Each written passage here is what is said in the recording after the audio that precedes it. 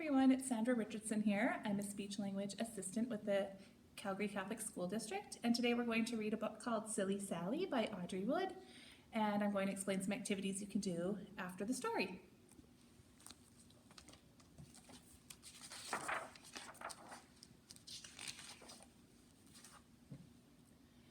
Silly Sally went to town, walking backwards, upside down.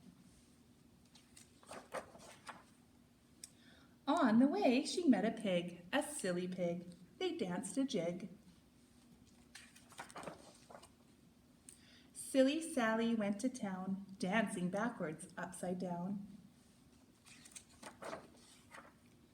On the way, she met a dog, a silly dog. They played leapfrog. Silly Sally went to town, leaping backwards, upside down.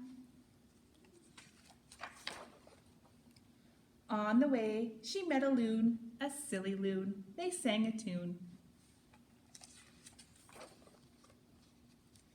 Silly Sally went to town, singing backwards, upside down. On the way, she met a sheep, a silly sheep. They fell asleep. Now, how did Sally get to town, sleeping backwards, upside down? Along came Nettie Buttercup, walking forwards, right side up. He tickled the pig who danced a jig. He tickled the dog who played leapfrog. He tickled the loon who sang a tune. He tickled the sheep who fell asleep. He tickled Sally, who woke right up. She tickled Nettie Buttercup. And that's how Sally got to town, walking backwards, upside down. So after the story, you can have your child get up and move around by going on an animal scavenger hunt. You could have them find a stuffed animal from the story or any toy that you have available. It doesn't have to be from the story. It could be a dinosaur, it could be an action figure or a doll. So I have a dog here. I found a dog stuffy and I made some little band-aids out of construction paper and tape. We're going to work on some following directions with prepositions and location concepts. So what you can do is just have your child cut out paper band-aids as a fine motor activity, and then you can give them directions. For instance, you could say, put the big orange band-aid on top of your dog's head. You could say, work on basic concepts like small and big. Put the small green band-aid under the dog's paw.